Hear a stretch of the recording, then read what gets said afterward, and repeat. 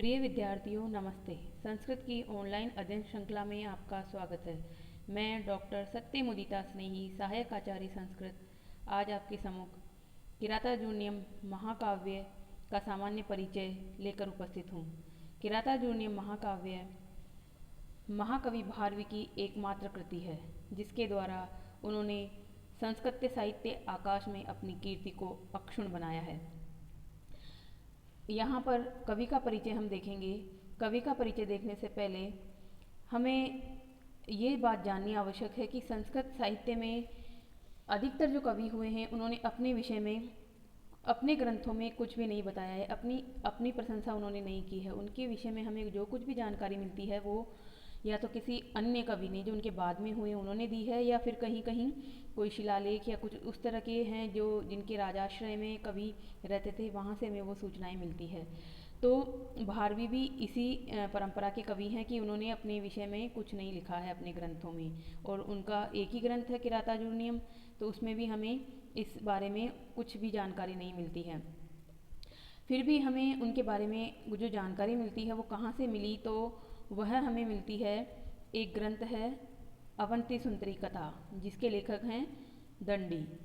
दंडी के ग्रंथों से हमें जो कुछ जानकारी मिलती है उसको हम देखते हैं। तो देखिए स्क्रीन पर कवि परिचय में कि भारवी का मूल नाम जो था वो दामोदर था। तो भारवी क्या था? भारवी इनका उपनाम था। भारवी का क्या मतलब होता है? भा प्लस रवि, दो शब्द, इस शब्द को दो दृष्टि से देखिए। भा यानी चमक, तेज, रवि यानी सूर्य, सूर्य का तेज, अर्थात ये इनका एक तरह से उपाधि थी, इनका उपनाम था सूर्य का तेज, इसका मीनिंग था। वास्तविक नाम, मूल नाम इनका दामोदर था। इनके पिता का नाम नारायण स्वामी था। माता पिता पत्नी इन सब का नाम जानना इतना आवश्यक नहीं है, पर कभी कभी परीक्षाओं में इस तरह के प्रश्न पूछ लिए जाते हैं कि उनके माता पिता का नाम क्या था।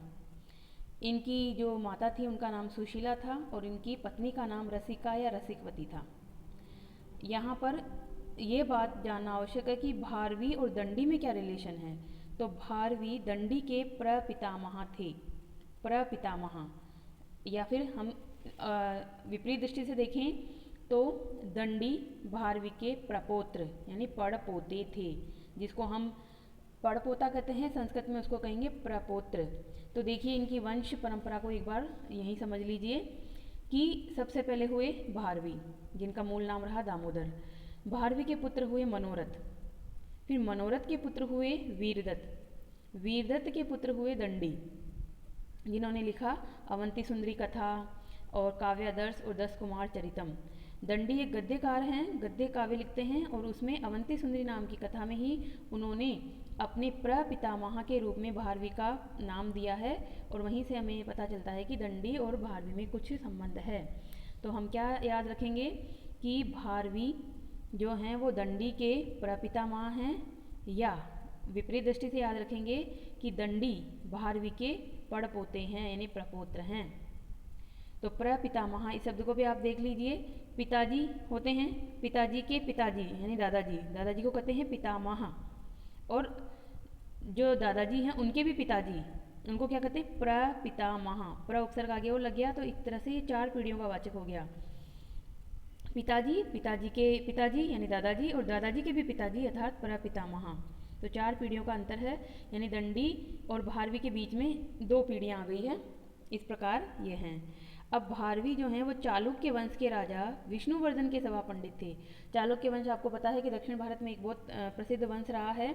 उसमें विष्णुवर्धन नाम के एक राजा हुए हैं, जो कि पुलकेशिन द्वितीय के अनुज थे, छोटे भाई थे। उनके ही राजाश्रय में भारवी रहे हैं। तो भारवी को इस दृष्टि से दक्षिणात्य भी कहा जाता है, यानी दक्षिण प्रदेश के ये माने जाते हैं। वर्तमान में जो हमारा दक्षिण भारत है वहाँ का इनको माना जाता है। कुछ लोग इनको धारा नगरी का कहते हैं, जो कि उत्तर भारत में है।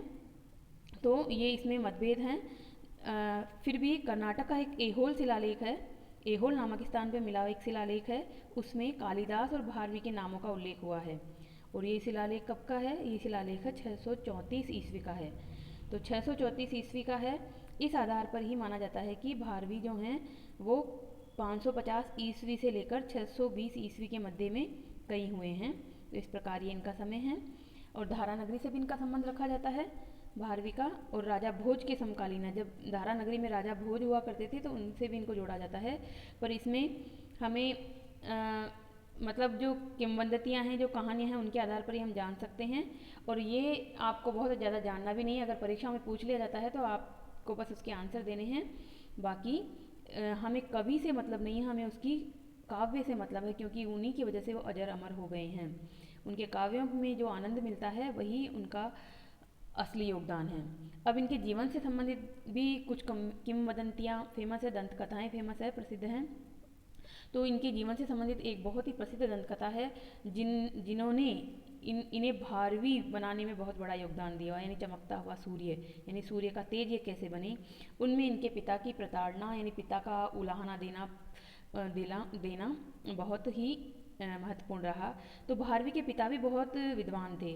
वे चाहते थे कि उनका पुत्र उनसे भी बड़ा विद्वान बने, क्योंकि ये कहा जाता है कि पिता जो हैं वो हर जगह तो जीत चाहता है, परंतु अगर उनके पुत्र से उसे हारना पड़े तो उसमें भी उन्हें आनंद मिलता है।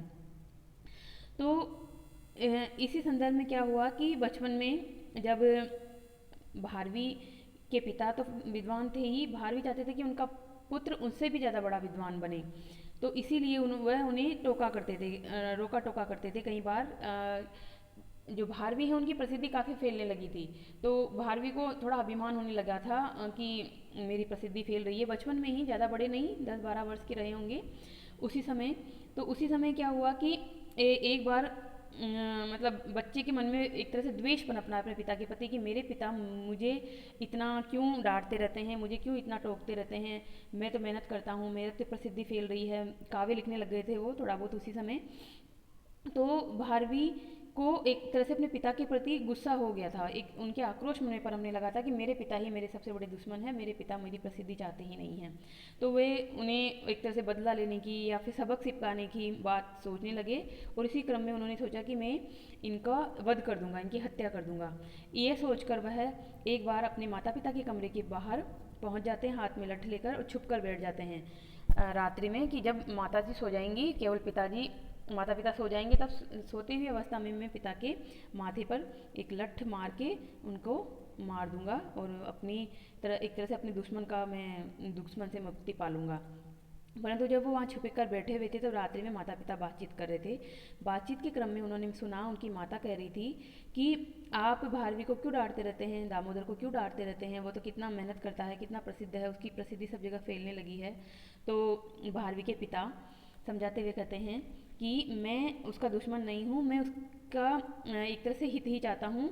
मैं चाहता हूँ कि वह इसी उम्र में और अधिक मेहनत करे, और जो अभिमान है, अभिमान से वह भरे नहीं, क्योंकि अभिमान उसे मेहनत करने से रोक देगा और वह आगे नहीं बढ़ पाएगा। जिन वस्तुओं में वो मुझे परास्त नहीं कर सकता, उसमें वह दूसरों के सामने मात खा सकता है, दूसरे उसे परास्त कर सकते हैं। क्योंकि प्राचीन ज़माने में बड़े बड़े शास्त्रार्थ हुआ करते थे विद्वानों के बीच में, वहाँ पर प्रत्यक्ष रूप में सवाल जवाब होते थे, तो इसी में पंडितों की, विद्वानों की जय पराजय का निश्चय होता था। तो वहाँ पर उन्होंने कहा भारवी के पिता ने कि मैं चाहता हूँ कि वो मेरे से भी बड़ा विद्वान बने, और कहीं पर भी उसकी ख्याति जो है वो रुके नहीं, बल्कि ख्याति बढ़ती ही जाए। इसी क्रम में उन्होंने एक ये बात भी कही कि सर्वतो जयम अन्विच्छेत पुत्रात इच्छेत पराजयम।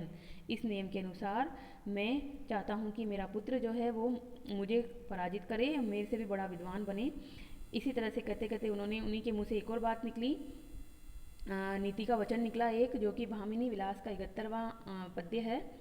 गीर्भि गुरूणाम परुषक्षराभि प्रताड़िता यान्ति नरा महत्वम।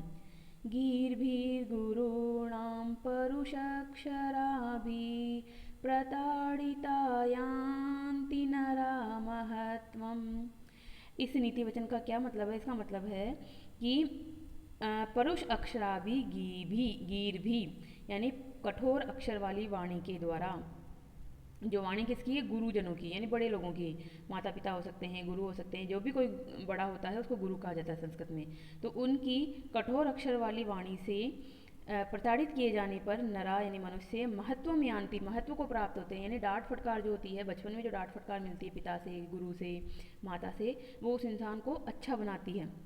तो इसीलिए मैं उसे डांटता हूँ और उसका भला ही चाहता हूँ। ये बात सुनकर अपने पिता के प्रति उनके मन में श्रद्धा आ जाती है और उन्हें पश्चाताप होता है कि मैं किस तरह का भाव ला रहा था अपने पिता के प्रति। मेरे पिता तो बहुत महान है, मुझे ऐसे पिता के प्रति इस तरह का सोचकर मैंने बहुत बड़ा पाप किया है। यह सोचकर वो पिता के सामने अपने आप को प्रकट कर देते हैं और पूछते हैं कि अगर कोई पुत्र अपने माता पिता के प्रति द्वेष पाले, मन में कुछ बुरा करने की सोचे, तो उसका क्या पश्चाताप हो सकता है। तो उसके पिताजी ने बताया कि उसका पश्चाताप यही है कि वो 5-6 महीने तक अपने ससुराल में जाकर रहे, क्योंकि ससुराल में अगर वह रहेगा तो उसे वहाँ पर जो अपमान से झेलना पड़ेगा, प्रताड़ना झेलनी पड़ेगी, वह उसके मन में एक तरह से पश्चाताप का भाव लाएगी और वह एक अपने पाप से उतर जाएगा, पाप उसका धुल जाएगा। तो ये बात भी यहाँ पर जाननी आवश्यक है कि उस समय की सामाजिक व्यवस्था इस प्रकार की थी या अभी भी इसी प्रकार की है कि दामाद अगर 6-6 महीने तक अपने ससुराल में रहे तो वहाँ पर उसकी इज्जत नहीं होगी, 2-4 दिन तक उसकी बहुत मान मनवार होगी, परंतु पता चले कि 6 महीने रहेंगे तो फिर कोई मान मनवार नहीं होगी, अपितु उन्हें एक साधारण इंसान की तरह ही समझा जाएगा और उन्हें भी वैसे ही काम कराए जाएंगे जैसे घर में सभी को कराए जाते हैं। तो भारवी के साथ भी ऐसा ही हुआ। उन्होंने अपने आप की स्थिति प्रकट कर दी अपने पिता के सामने कि मैं ऐसा पुत्र हूँ जो इस तरह का पाप अपने पिता के प्रति कर बैठा हूँ और मुझे इसका पश्चाताप करना है। और इस पश्चाताप के लिए उन्होंने कहा कि मैं भी अपने ससुराल जाता हूँ और वहाँ 6 माह तक रहूँगा। पिताजी ने उनको ये शर्त लगा दी थी कि तुम बताना मत पहले जाते ही कि मैं 6 माह तक रहूँगा, तुम रहते रहना और रहते हुए ही उन्हें पता चले तब बाद में बताना कि 6 महीने तक रहना है। तो उन्होंने ऐसा ही किया, अपने ससुराल पहुँच गए पत्नी के पास। पत्नी भी छोटी थी उस समय, शादी इनकी हो चुकी थी, परंतु पत्नी पीहर में ही रह रही थी, इनके पास नहीं आई थी। तो ये वहाँ पहुँच गए। अब वहाँ पर 2-4 दिन इनकी खूब मनवार हुई, दामाद जी पधारे हैं, दामाद जी पधारे हैं, खूब अच्छा अच्छा इनको भोजन परोसे गए, मान मनवार की गई। परंतु रहते रहते पता चला 4 दिन बीत गए, 6 दिन बीत गए, 10 दिन बीत गए, पता चला कि तो जा ही नहीं रहे हैं, 6 महीने तक यहीं रहेंगे। तो ये जब हुआ तो उन्हें भी काम दिया जाने लगा कि ठीक है गायों का दूध निकाल दीजिए, गायें चराने चले जाइए, जंगल में चली जाइए गायों को लेकर। इस तरह से जब उन्हें काम दिया गया तो उन्हें थोड़ा मन में वापस अपना पश्चाताप हुआ कि मैं जो था कहाँ विद्वान था, ग्रंथ पढ़ रहा था, मेरी प्रसिद्धि सब जगह फैल रही थी और यहाँ मैं गायें चरा रहा हूँ एक साधारण इंसान की तरह।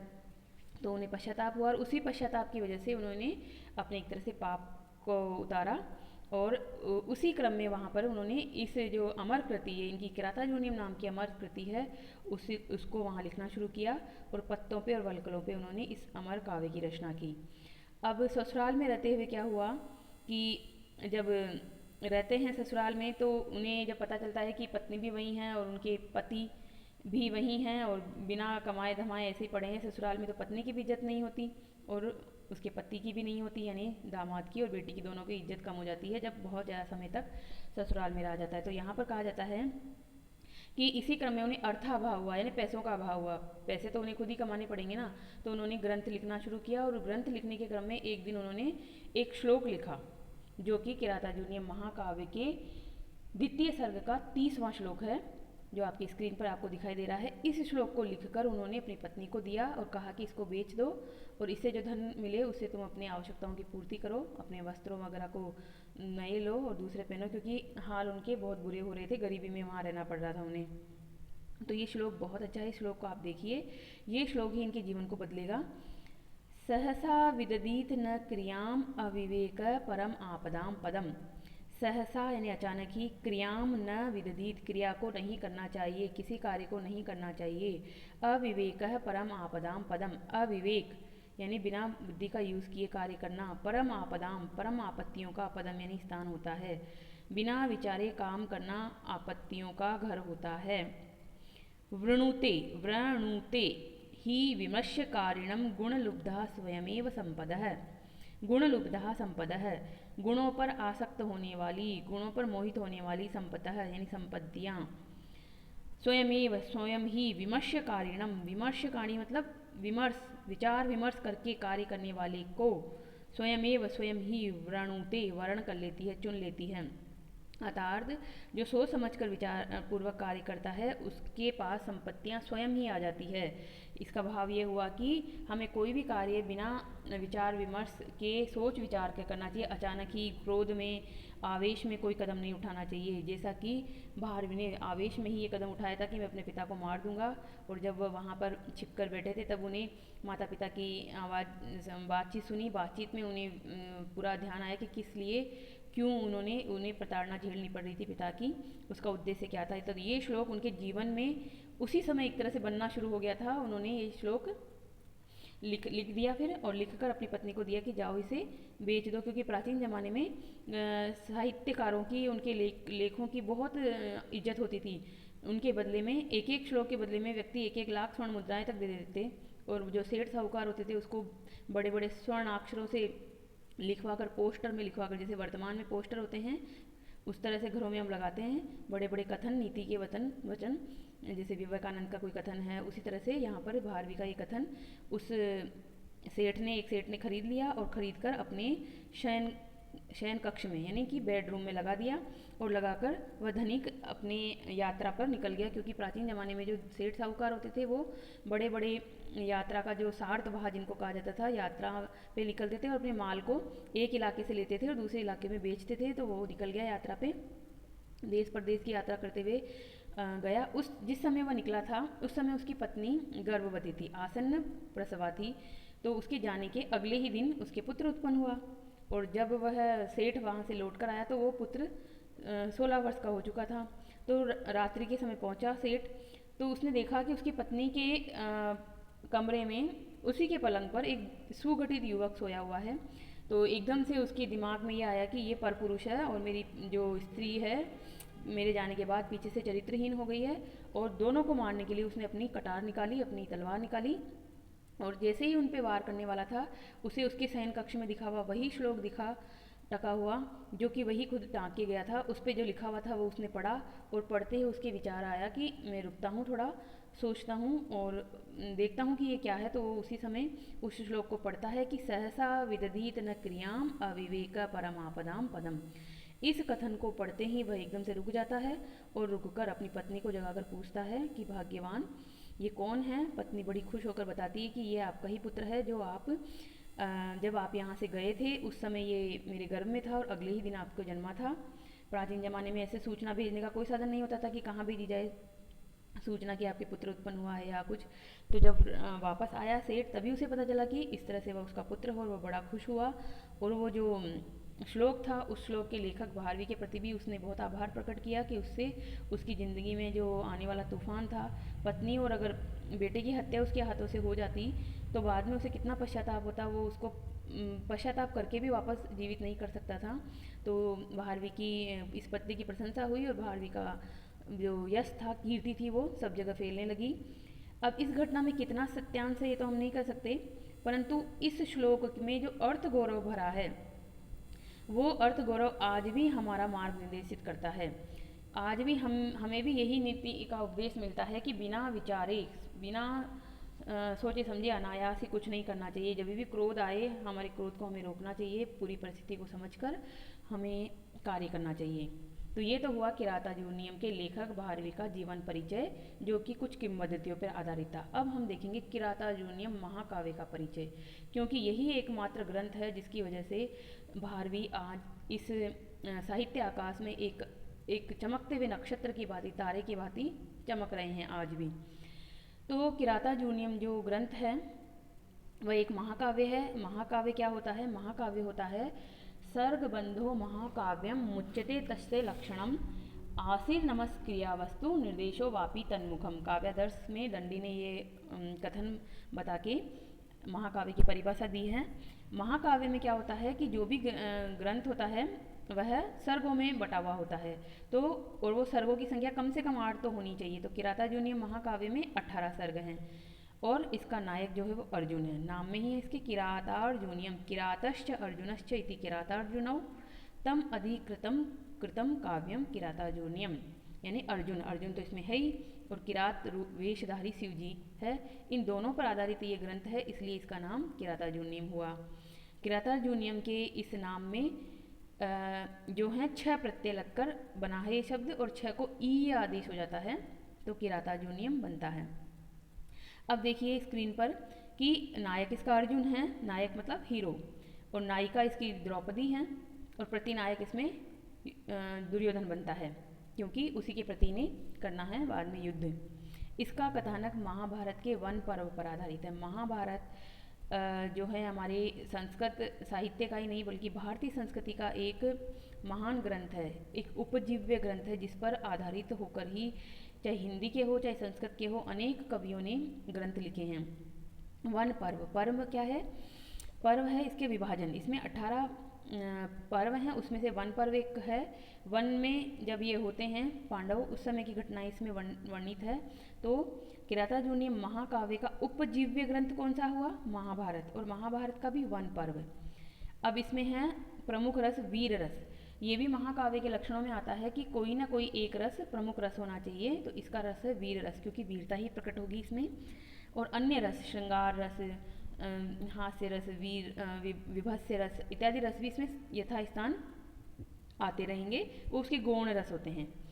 काव्य के आरंभ में यानी किरातार्जुनीयम काव्य के आरंभ में मंगलाचरण है, क्योंकि ये भी महाकाव्य में होता है कि आसे नमस क्रिया वस्तु निर्देशो वापी तन्मुखम, 3 प्रकार के मंगलाचरणों में से यहाँ पर वस्तु निर्देशात्मक मंगलाचरण किया गया है इसके प्रथम सर्ग में, जो कि हम पढ़ेंगे जब प्रथम सर्ग शुरू करेंगे।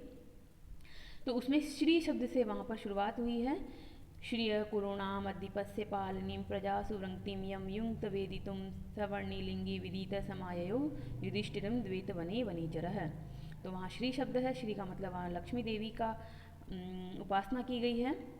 तो इस तरह से ये वस्तु निर्देशात्मक मंगलाचरण से शुरुआत होती है, और अंत प्रत्येक सर्ग का अंत 18 सर्ग, 18 के 18 सर्गों में अंतिम जो श्लोक है उसका अंतिम अक्षर लक्ष्मी शब्द है। अतः इस ग्रंथ को लक्ष्मी पदांत काव्य यानी लक्ष्म्यंत काव्य भी कहा जाता है। इसमें मुख्य विषय वस्तु नामकरण किस आधार पर किया जाता है? या तो मुख्य घटना के आधार पर नामकरण किया जाता है या मुख्य चरित्रों के आधार पर नामकरण किया जाता है। तो यहाँ पर मुख्य चरित्र हैं, 2 पात्र हैं, किरात और अर्जुन। किरात वेशधारी शिव, और अर्जुन जो 5 पांडव हैं उनमें से अर्जुन एक हैं। तो अर्जुन इन दोनों ही मुख्य पात्र हैं, इन दोनों के आधार पर ही नाम पड़ा किरातार्जुनीयम। तो देखिए स्क्रीन पर किरातश्च अर्जुनश्च इति किरातार्जुनौ, द्वंद्व समास से हुआ ये।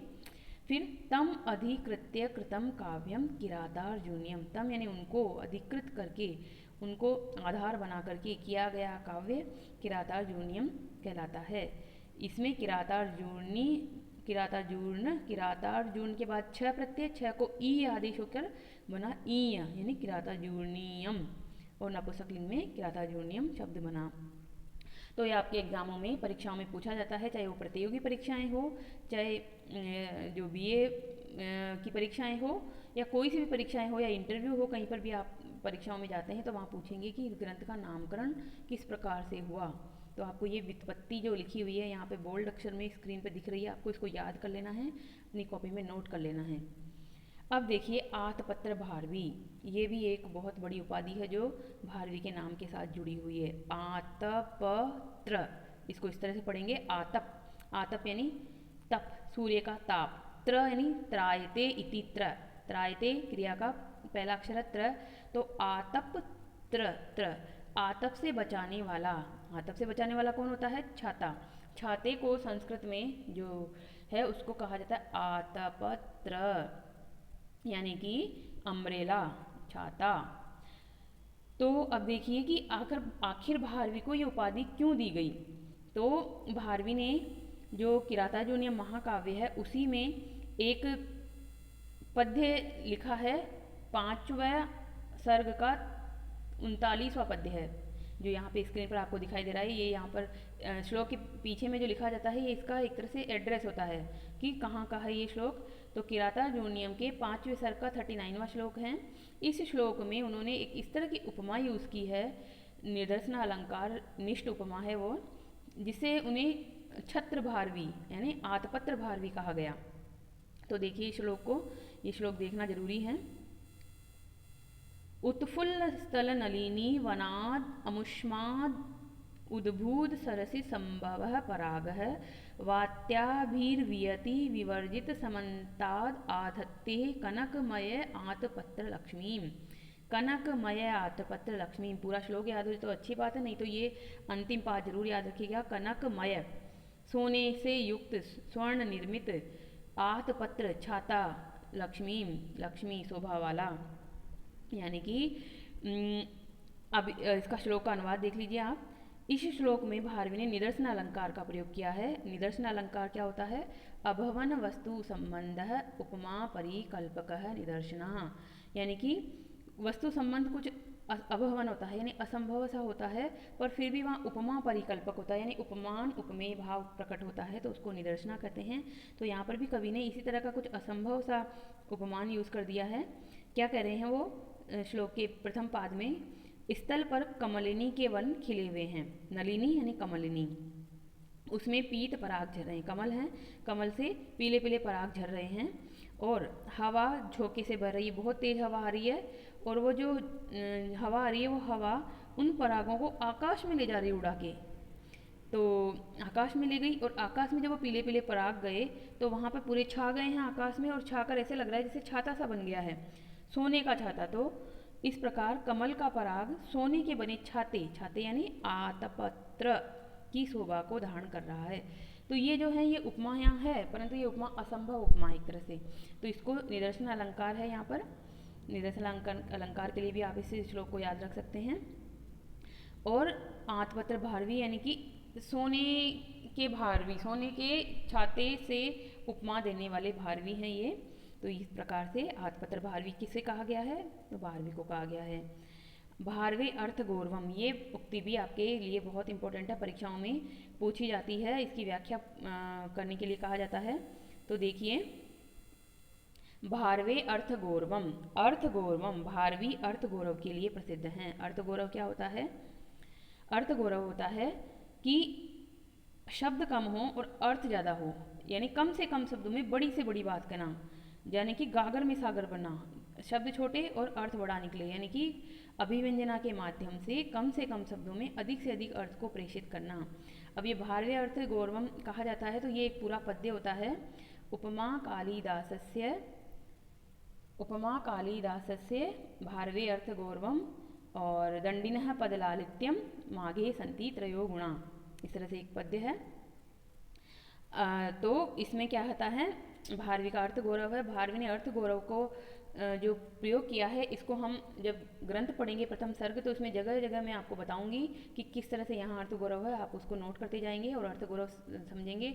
अर्थ गौरव के लिए भारवी ने वहाँ सुक्तियों का प्रयोग किया है, सुक्तियों के लिए अर्थांतर न्यास का प्रयोग किया है, श्लेष अलंकार का प्रयोग किया है, यमक अलंकार का प्रयोग किया है, और पहले सर्ग के पहले ही अक्षर में श्री शब्द का प्रयोग किया है, वो भी अर्थ गौरव है, क्योंकि श्री शब्द के अनेक अर्थ होते हैं।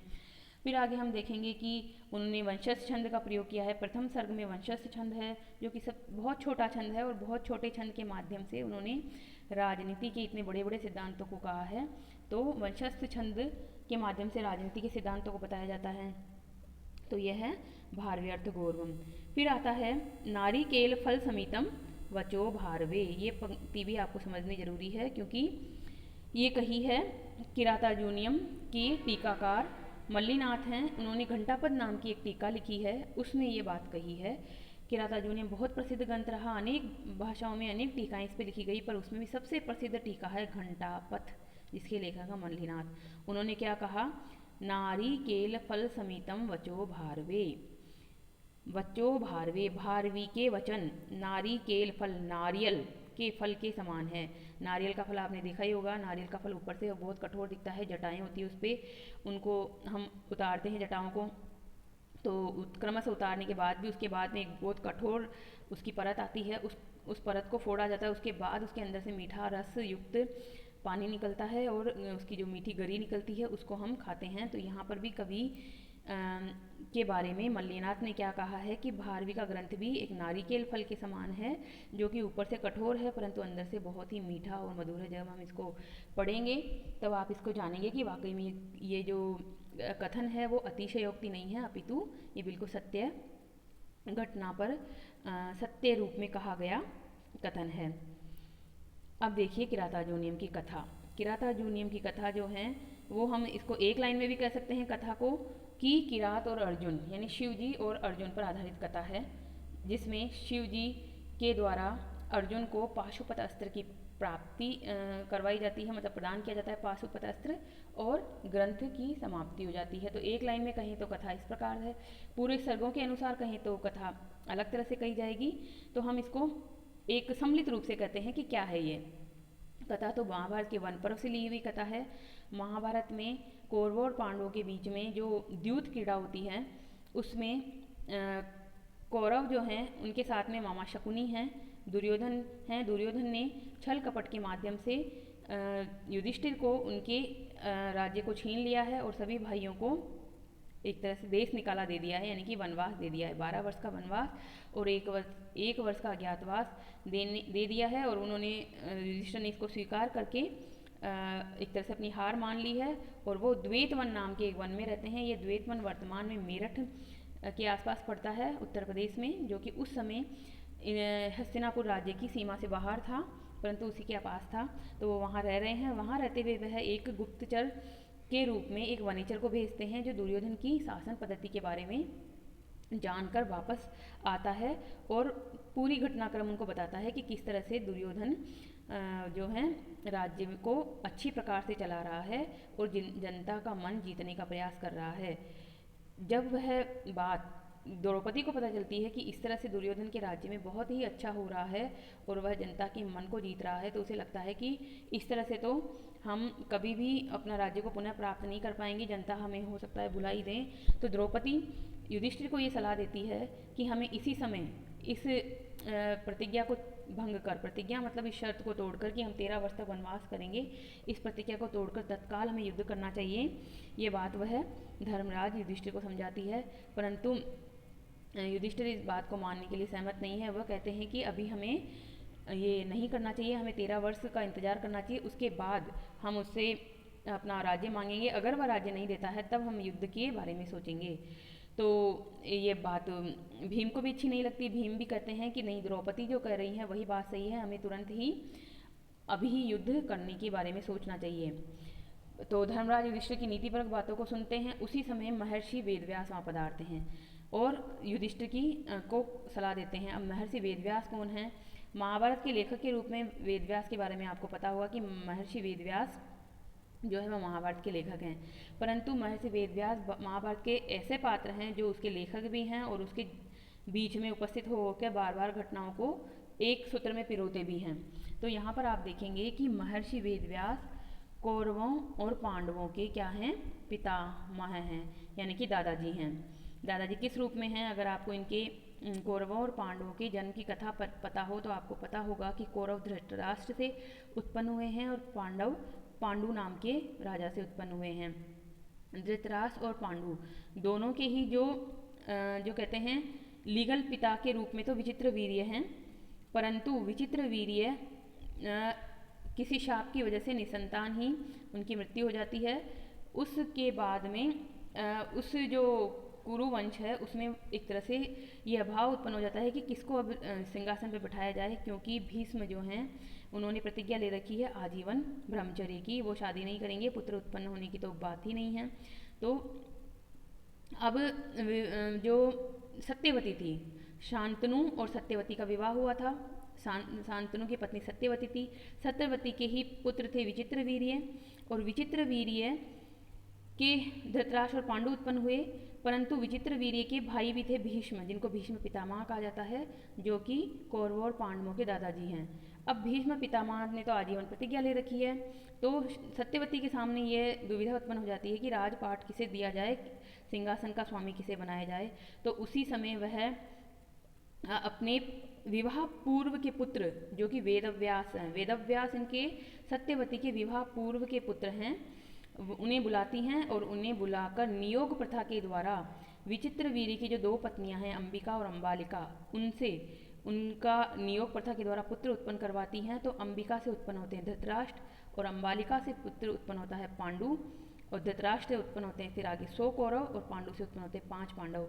तो इस प्रकार से महर्षि वेदव्यास कौरव और पांडवों के दादाजी हैं, अर्थात भीष्म के भाई हैं। भीष्म पितामह जैसे इनके दादाजी हैं, उसी तरह से महर्षि वेदव्यास भी इनके दादाजी हैं। किनके?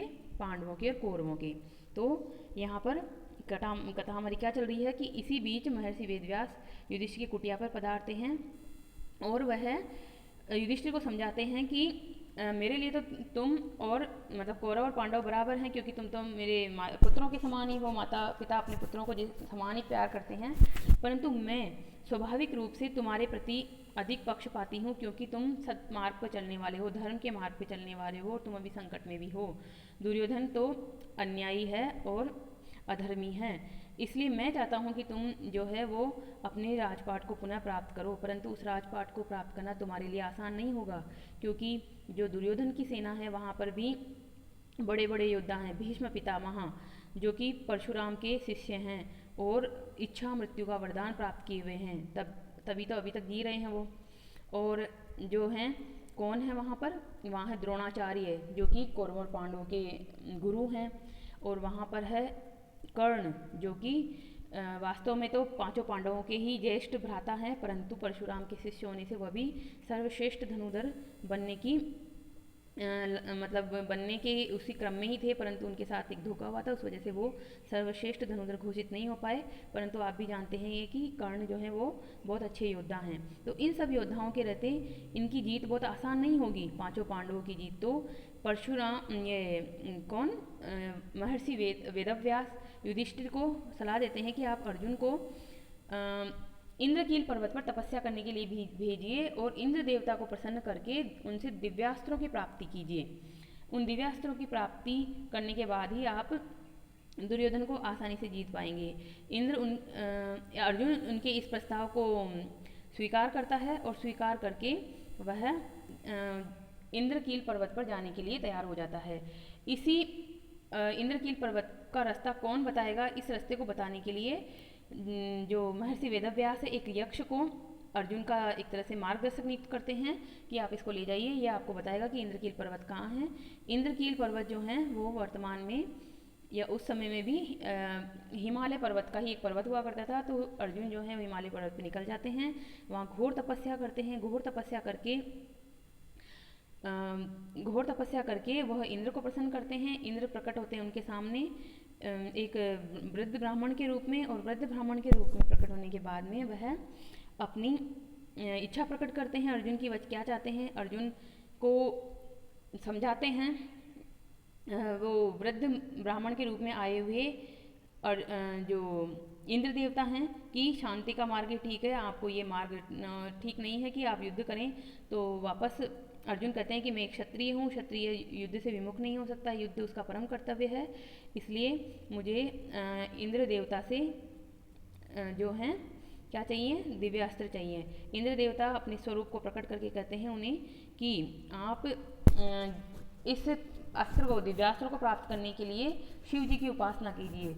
अर्जुन पुनः शिव जी की उपासना करते हैं। शिव जी भी उनकी तपस्या से प्रसन्न होते हैं और एक वहाँ पर आते हैं, किरात के वेश में आते हैं, एक शिकारी के वेश में आते हैं, और एक जो मायावी एक तरह से सुअर होता है, उस पर बाण को छोड़ा जाता है। उस बाण को छोड़ने के बाद में वो बाण किसका है, इस बात को लेकर कलह प्रारंभ होती है, और इसी कलह में अर्जुन और किरात का एक तरह से मल्ल युद्ध होता है। मल्ल युद्ध में अर्जुन कभी भारी पड़ते हैं, कभी किरात भारी पड़ते हैं, परंतु इस पराक्रम के क्रम में मल्ल युद्ध में अर्जुन जो हैं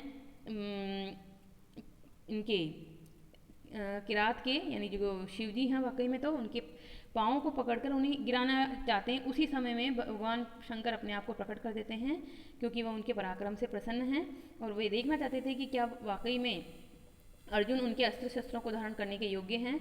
तो उन्होंने उसकी वीरता की परीक्षा ली और इस वीरता की परीक्षा में वह जीत गए, और इस तरह से अर्जुन को शिव जी ने अपना रूप का दर्शन दिया और धनुर्विद्या का ज्ञान दिया, और अपना पाशुपत अस्त्र नाम का एक अस्त्र उन्हें प्रदान किया। पशुपति शिव को कहते हैं, तो शिव जी का जो अस्त्र है वो हुआ पाशुपत अस्त्र, वह उसे प्रदान करते हैं। सारे देवता भी उसमें प्रकट होते हैं और अपने अपने अस्त्रों को प्रदान करते हैं, और सफल मनोरथ होकर जो अर्जुन हैं वह अपने भ्राताश्री के पास पुनः द्वैत वन में आ जाते हैं और इस तरह से इस ग्रंथ की एक तरह से अभिष्ट की प्राप्ति के साथ ही समाप्ति होती है। अब यहाँ पर जो है सर्गानुसार भी संक्षिप्त कथा दी गई है। जहाँ तक मैंने इस सारी कथा को आपको जो अभी कथा सुनाई है उसमें बांध दिया है, पर फिर भी इसमें एक दो चीज़ें आपको नहीं मिलेगी। तो ये आपको नहीं मिलेगी। क्या चीज़ है इसमें कि एक इसमें 12वें सर्ग में ये चीज़ है कि ये जो घटनाक्रम होता है वो पहले से ही तय हो जाता है कि अर्जुन जो हैं वो अर्जुन को किस तरह से भगवान शिव दर्शन देंगे और किस तरह से दोनों के बीच में युद्ध होगा, और युद्ध होने के बाद में अर्जुन उसके पराक्रम से अर्जुन को अपने पराक्रम का प्रदर्शन करना पड़ेगा और शिव जी अर्जुन के पराक्रम से प्रसन्न होकर उसको अस्त्र प्रदान करेंगे। तो ये 12वें सर्ग में है। 12वें सर्ग की ये जो घटनाक्रम है पहले ही तय हो जाता है और 12वें में तय घटनाक्रम के अनुसार ही 13 से 18 तक घटनाएं प्रारंभ होती है। तो आप एक बार इसको देख लीजिए। हमें 5 मिनट और लगेंगे परंतु ये पूरी तरह से पूरा हो जाएगा। तो सर्ग 1 में क्या कहा जा रहा है कि दूत वनेचर हस्तिनापुर से लौटकर युधिष्ठिर से मिलते हैं और दुर्योधन के शासन व्यवस्था के बारे में बताते हैं। द्रौपदी उस प्रकार के शासन व्यवस्था के बारे में सुनकर युधिष्ठिर को समझाती है कि अभी ही युद्ध करना चाहिए, परंतु जो युधिष्ठिर हैं वो सहमत नहीं हैं। दूसरे सर्ग में भीम द्वारा द्रौपदी का समर्थन होता है कि द्रौपदी सही कह रही हैं। फिर युधिष्ठिर और भीम का संवाद होता है और उसी समय व्यास जी का आगमन हो जाता है। वहाँ पर व्यास जी आकर युधिष्ठिर को समझाते हैं कि आपको अर्जुन को पाशुपत अस्त्र की प्राप्ति के लिए हिमालय पर भेजना चाहिए, और हिमालय पर जाने के लिए वो एक मार्गदर्शक के रूप में एक यक्ष को दे देते हैं और यक्ष उनका मार्गदर्शन करता है और अर्जुन वहाँ पहुँच जाते हैं। फिर इंद्रकील पर्वत पर पहुँचते हैं अर्जुन, तो वहाँ पे शरद ऋतु का वर्णन किया जा रहा है क्योंकि उस समय शरद ऋतु है। और ये महाकाव्यों के उसमें आता है कि किस तरह से छोटे से घटना को बड़े से बड़ा करके बनाया जाए। तो सर्ग 4 से लेकर आगे सर्ग 11 तक इसी तरह से हैं। सर्ग 4 में शरद वर्णन है, सर्ग 5 में हिमालय का वर्णन है, यक्ष का अर्जुन को इंद्रिय संयम का उपदेश है। फिर सर्ग 6 में क्या होता है कि अर्जुन की तपस्या में एक तरह से विघ्न उपस्थित करने के लिए, या कहें कि अर्जुन की तपस्या की परीक्षा लेने के लिए इंद्र जो है अप्सराओं को भेजते हैं। इंद्र अप्सराओं को भेजते हैं। अप्सराएं गंधर्व सब वहाँ आते हैं, नृत्य ज्ञान वगैरह होता है, उनकी विविध प्रकार की क्रीड़ाएं होती है, उद्यान होते हैं, उद्यान वर्णन, जल क्रीड़ा, चंद्रोदय का वर्णन, इस तरह के तरह तरह के वर्णन हैं। और छोटे से घटनाक्रम को बड़ा करने के लिए यह महाकाव्य में किया जाता है। तो महाकाव्य के लक्षणों पर भी ये घटित होता है। सभी प्रकार की क्रियाएं की निष्फल होती हैं, जो अप्सराओं की और गंधर्वों की, और वह अपने प्रयत्न में विफल होकर पुनः लौट जाती हैं किसके पास? इंद्र देवता के पास लौट जाती हैं। इस तरह से सर्ग 10 में हुआ। सर्ग 11 में क्या हुआ? मुनि रूप में इंद्र का आगमन होता है। मुनि मतलब वृद्ध ब्राह्मण के रूप में इंद्र भगवान वहाँ आते हैं और अर्जुन से जानना चाहते हैं कि वह चाहता क्या है। अर्जुन और इंद्र का संवाद होता है। अर्जुन अपना वास्तविक मंतव्य प्रकट करते हैं कि मैं इंद्र की तपस्या करके उनसे दिव्य अस्त्रों की प्राप्ति करना चाहता हूँ। तब फिर अर्जुन को इंद्र कहते हैं कि आप शिव जी की उपासना कीजिए, शिव जी ही आपको ये अस्त्र दे सकते हैं। तो अर्जुन शिव की तपस्या करते हैं। शिव की तपस्या करने के क्रम में वह इतनी अधिक तपस्या करते हैं कि उनके शरीर से बहुत तेज निकलता है। सर्ग 12 में ये बात कही गई है। और उस तेज को सहन करने में वहाँ की जो जनजातियाँ हैं, क्योंकि हिमालय पर्वत पर अन्य भी जनजातियाँ रहती है आसपास, किरात जनजातियाँ, तो वह उस तेज को सहन करने में समर्थ नहीं है और वो भगवान शिव के पास पहुँचते हैं कि आप इन अर्जुन की मतलब उपाय कीजिए कि ये किस तरह से तपस्या कर रहे हैं, ये इस संसार को मतलब एक तरह से जला ही डालेंगे। इनकी तपस्या का तेज इतना है कि हम इसको सहन नहीं कर पा रहे। तब भगवान शिव ने आश्वासन देते हैं कि मैं स्वयं वहाँ जाऊँगा किरात वेश में और उनके साथ मेरा युद्ध होगा और युद्ध के क्रम में मैं उनकी आपकी समस्या का निवारण करूंगा। तो यहाँ पर सर्ग 13 में सूकर रूपधारी मूक दानव पर शिव और अर्जुन के बाणों का प्रहार होता है। यानी कि सूकर है, एक सुअर है, वराह है, बहुत बड़ा है। वो क्या है? वो एक तरह से दानव है, मूक नाम का एक दानव है। उसने सूकर का वेश धारण करके अर्जुन को मारने के लिए बढ़ता है। अर्जुन अपने प्राण रक्षा में बाण छोड़ते हैं और वह बाण उसको सूकर को मारकर धरातल में प्रवेश कर जाता है। उधर शिव जी किरात वेश में हैं, तो किरात के वेश में भी वो यानी शिकारी के वेश में हैं, वो भी अपना बाण छोड़ते हैं और वह लगता है सुअर पर।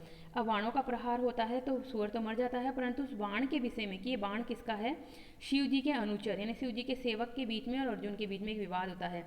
शिव जी का सेवक कहता है कि ये बाण तो मेरे स्वामी का है, और अर्जुन कहता है ये बाण मेरा है। तो अनुचर उनको समझाता है कि आप इस बाण को छोड़िए, आप का नहीं है ये बाण, अगर आपको ऐसे बाण चाहिए तो आप मेरे स्वामी के पास चलिए, वो आपको सभी प्रकार के बाण देने में समर्थ हैं। तो अर्जुन भी उसी तरह से कहता है कि नहीं, ये बाण मेरा ही है, आप अपने स्वामी को जाकर कह दीजिए कि इस तरह से जो है नहीं चलेगा। तो आगे स्वर्ग 14 में क्या होता है कि जब सेवक जाकर शिव जी को ये बात कहता है कि अर्जुन बाण देने को तैयार नहीं है और एक तरह से आपको वह भला बुरा कह रहा है, तो शिव जी की सेना आती है अर्जुन से युद्ध करने। उस सेना का सेनापति कौन है, स्कंद। स्कंद मतलब कार्तिकेय है। शिव जी का एक पुत्र है गणेश और दूसरा पुत्र है कार्तिकेय। तो कार्तिकेय वहाँ पहुँचता है और शिव जी की सेना के साथ युद्ध करता है। युद्ध में अर्जुन, एक तरफ अर्जुन है एक तरफ सेना है। अर्जुन भारी पड़ रहा है और सेना हार रही है। सेना पीछे की तरफ बढ़ती है और भागने लगती है एक तरह से सेना। और इसी युद्ध का किस तरह से वर्णन किया जाए, ये सर्ग 15 में है। चित्रकाव्य के रूप में युद्ध का वर्णन हुआ है। यहाँ पे कवि ने एकाक्षर श्लोक के रूप में और द्विअक्षर श्लोक के रूप में, यमक के रूप में, सर्वतोभद्र के रूप में, गोमुद्रिका बंध के रूप में अनेक प्रकार से चित्रकाव्य प्रस्तुत किया है। चित्रालंकार एक तरह से प्रस्तुत किया है। सर्ग 16 में शिव और अर्जुन का अस्त्र युद्ध होता है, यानी कि सेना तो चली गई पर अर्जुन से युद्ध करने के लिए शिव जी स्वयं प्रकट होते हैं और उनका बहुत बड़े बड़े अस्त्रों से युद्ध होता है। आग्नेयास्त्र चल रहे हैं, नाग अस्त्र चल रहे हैं, बहुत सारे युद्ध चल रहे हैं। दोनों पलड़ा एक तरह से काफ़ी समय तक तो बराबर रहता है, परंतु बाद में अर्जुन के सारे अस्त्र शस्त्र निष्फल हो जाते हैं। उसके एक तरह से बाण सारे खत्म हो जाते हैं, गांडी वगैरह सब समाप्त हो जाते हैं। तब अर्जुन मल्ल युद्ध करने के लिए तैयार होता है। तो अर्जुन और शिव का मल्ल युद्ध होता है। इस मल्ल युद्ध में अर्जुन मल्ल युद्ध करते हैं, जिसको बाहु युद्ध भी कहते हैं। तो शिव और अर्जुन का बाहु युद्ध होता है सर्ग 18 में, और शिव वास्तविक रूप में प्रकट होते हैं।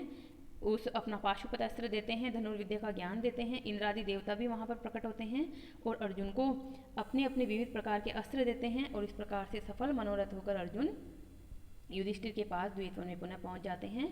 और इस प्रकार से ये ग्रंथ 18 सर्गों में बंधा हुआ एक ग्रंथ है। इस ग्रंथ में जिस तरह का एक नई शैली का कवि ने परिचय दिया है, उसी शैली का आगे परिचय देते हुए माघ और श्रीहर्ष भी काव्य लिखेंगे। और ये जो ग्रंथ है वो बृहदत्रयी में शामिल होता है। बृहदत्रयी में 3 ग्रंथ शामिल होते हैं, किरातार्जुनीयम जो कि भारवी का है, शिशुपालवध जो कि माघ का है, और नेषदीय चरितम जो कि श्रीहर्ष का है। और इस तरह से बृहदत्रयी में और पंच महाकाव्यों में इस ग्रंथ की रचना मतलब शामिल होता है ये ग्रंथ। और इस प्रकार से भारवी की कीर्ति आज भी अमर है, अक्षुण है। इस प्रकार से हम इस ग्रंथ के परिचय को आज यहीं समाप्त करते हैं। कल से हम इसके प्रथम सर्ग को विधिवत पढ़ेंगे। आप जितनी भी बातें बताई जा रही है उनको सुनिए, अपने नोटबुक में नोट कीजिए और इस चैनल को सब्सक्राइब कीजिए तथा वीडियो को लाइक और शेयर कीजिए। धन्यवाद।